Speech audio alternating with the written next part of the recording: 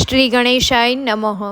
ભક્તો, આપણે 12 જ્યોતિર્લિંગની ઉત્પત્તિની કથાઓ અને તેનું મહત્વનું શ્રવણ કરવાનું છે, જે શિવ મહાપુરાણના કોટિરુદ્ર સંહિતામાં છે, જે સાંભળવા માત્રથી ધર્મ, અર્થ, મોક્ષની પણ પ્રાપ્તિ થાય છે. તો આપણે 12 જ્યોતિર્લિંગમાં સોમનાથ, મલ્લિકાર્જુન, ઉજ્જૈન, ઓમકારેશ્વર, કેદારનાથ, ભીમેશ્વર, કાશી વિશ્વનાથ, ત્રંબકેશ્વર, વેદનાથ, નાગેશ્વર, રામેશ્વર, ધ્રુમેશ્વર, આ 12 જ્યોતિર્લિંગની ઉત્પત્તિની કથાઓનું શ્રવણ કરીએ. તો આપણે આગળના 2 વિડીયોમાં સોમનાથ, મલ્લિકાર્જુન, ઓમકારેશ્વર, કેદારનાથ, ભીમેશ્વર અને કાશી વિશ્વનાથ આ જ્યોતિર્લિંગની ઉત્પત્તિની કથાનું શ્રવણ કરી ચૂક્યા છીએ. તો આજે આપણે આ વિડીયોમાં શ્રી ત્રંબકેશ્વરનું મહાત્મય અને ગૌતમની કથાનું શ્રવણ કરવાનું છે. ત્યારે સુતજી કહે છે, હે વંદનીય શ્રેષ્ઠ મુનિઓ, સદગુરુ પાસેથી મેં જે રીતે સાંભળી છે તે કથા તમને સંભળાવું. તે પાપનો નાશ કરનારી છે. અગાઉ ગૌતમ નામે પ્રખ્યાત ઋષિવર થયા હતા અને તે અહલ્યા નામના તેમના પત્ની હતા. તેઓ પરમ ધાર્મિક હતા. બ્રહ્મ નામે પર્વત પર ગૌતમે 10,000 વર્ષ સુધી તપ ધર્યું હતું. હે વ્રતધારી ઋષિઓ, કોઈ વખતે ત્યાં 100 વર્ષ સુધી ભયંકર અનાવૃષ્ટિ થઈ. જરાય વરસાદ થયો નહીં. તેથી ત્યાંના લોકો દુઃખી થઈ ગયા હતા. ભયંકર અનાવૃષ્ટિ જોઈને ઋષિમુનિઓ તપ તથા પ્રાણાયામમાં લાગી ગયા. ગૌતમે વરુણને ઉપદેશીને તપ કરવા માંડ્યા. 6 વર્ષ સુધી તે પ્રાણાયામમાં લીન રહ્યા. વરુણદેવ વરદાન આપવા આવ્યા. તમે વરદાન માગો. ગૌતમે તે વેળાએ વરસાદની માંગણી કરી. આથી વરુણ કહે, દેવોની આજ્ઞાને ઓળંગીને હું વરસાદ કરી તે મારાથી બને તેમ નથી.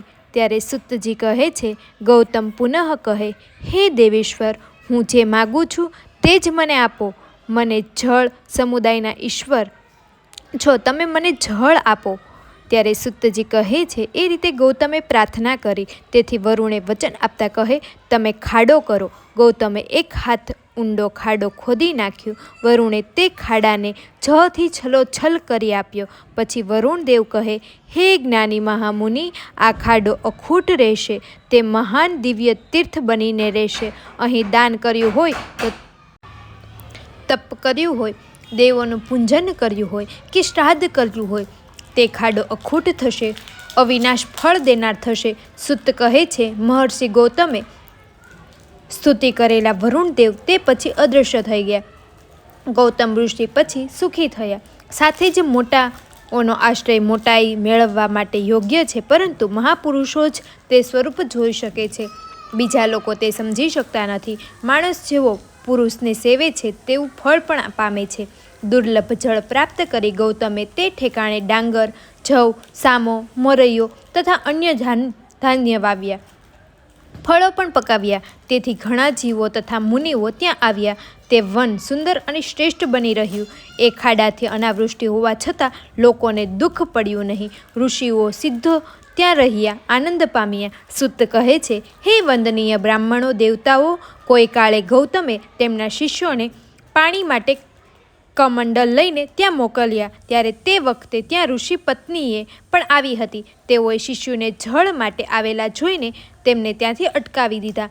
તેમણે કહ્યું કે પહેલાં અમે ઋષિઓ પત્નીઓ પાણી મેળવશું, તે પછી તમે દૂરથી લઈ શકશો.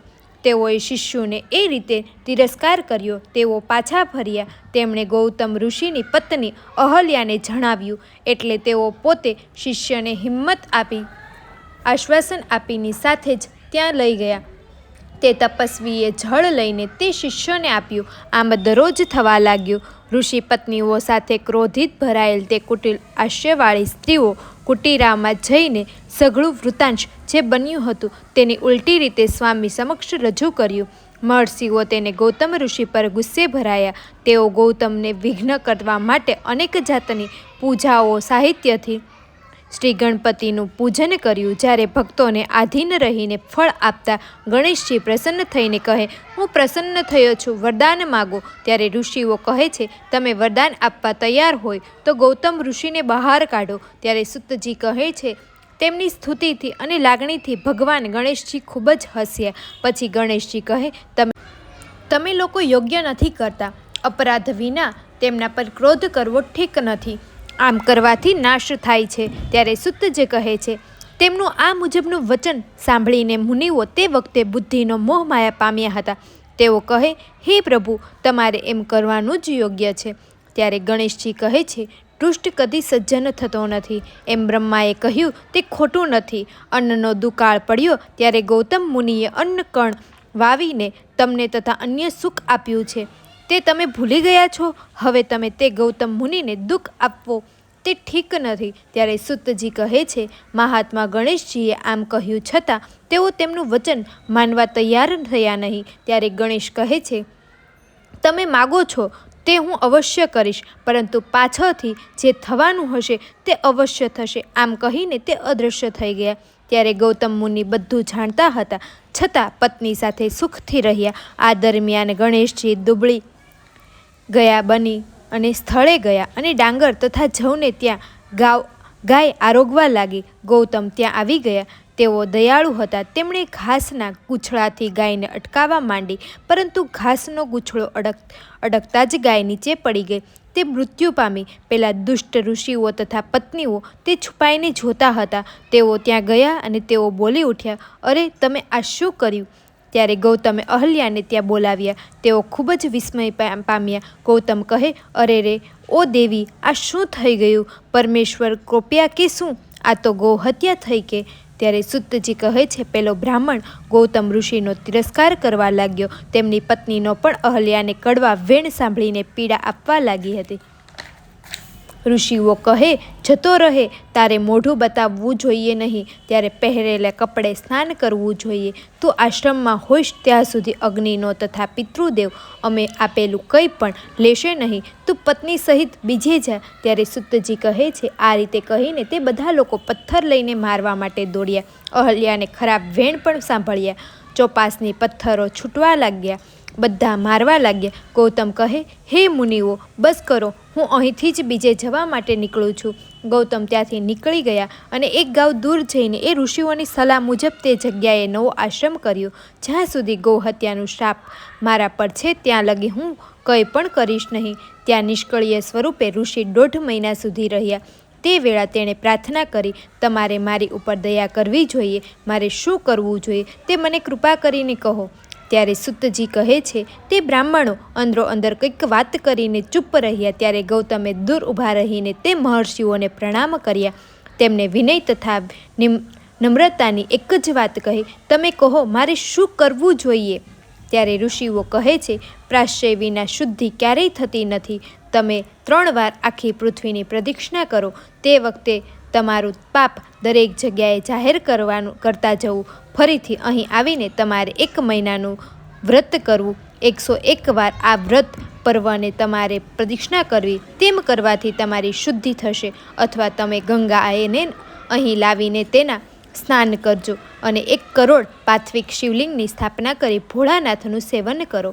પહેલાં ગંગામાં સ્નાન કરી આ પર્વતને 11 વખત પ્રદક્ષિણા કરો અને તે પછી 100 ઘડાઓ પાર્થિવ શિવલિંગને સ્નાન કરાવો, જેથી પાપનું પ્રાયશ્ચિત થશે. ત્યારે ગૌતમ કહે છે, બહુ સારું. એમ કહીને તેમનું વચન સ્વીકાર્યું. હે મુનિઓ, હું આપની આજ્ઞા મુજબ અહીં પાર્થિવ શિવલિંગનું પૂજન તથા પર્વતની પ્રદક્ષિણા કરીશ. એમ કહીને ગૌતમે પર્વતની પ્રદક્ષિણા કરી અને પાર્થિવ શિવલિંગો બનાવી તેમની પૂજા પણ કરી. પ્રતિવતા અહલ્યાએ પણ તે સર્વ પ્રાયશ્ચિત તે જ પ્રમાણે કર્યું. તેમજ શિષ્યને તેમની સેવા કરવા લાગ્યા.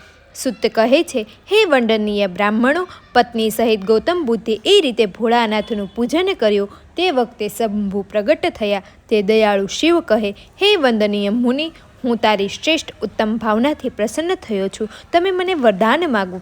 ત્યારે ગૌતમ હાથ જોડીને કહે છે, હે દેવ, મને પાપ રહિત કરો. ત્યારે સુતજી કહે છે, શિવજી તત્કાલ સુંદર વાક્ય કહે છે, તમે ધન્ય છો, સર્વકાળ પાપ રહિત છો. આ દુષ્ટ મહાત્મામાં તમે પજવ્યા છીએ, કપટ કર્યું છે. તમારા દર્શન માત્રથી લોકો પાપ રહિત બને.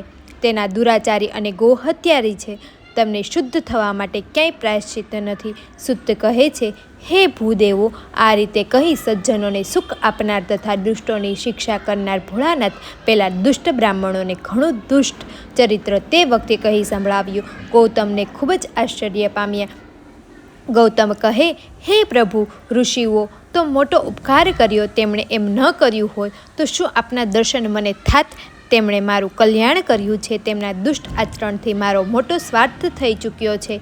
સુત કહે છે, એ મુજબ તેમનું વચન સાંભળીને ભોળાનાથ ખૂબ જ પ્રસન્ન થયા. તેઓ કૃપા દ્રષ્ટિ જોઈને કહે, હે બ્રાહ્મણના ઇન્દ્રો, તમે સઘળા ઋષિઓ ઘણા શ્રેષ્ઠ છો. તમે ઉત્તમ પ્રકારનું વરદાન માગો. ત્યારે સુતજી કહે છે, તે વખતે ગૌતમ 2 હાથ જોડીને વિનયપૂર્વક કહે, હે નાથ, આપની કૃપા મારી ઉપર ઉતરી આવો. હું ધન્ય બન્યો છું.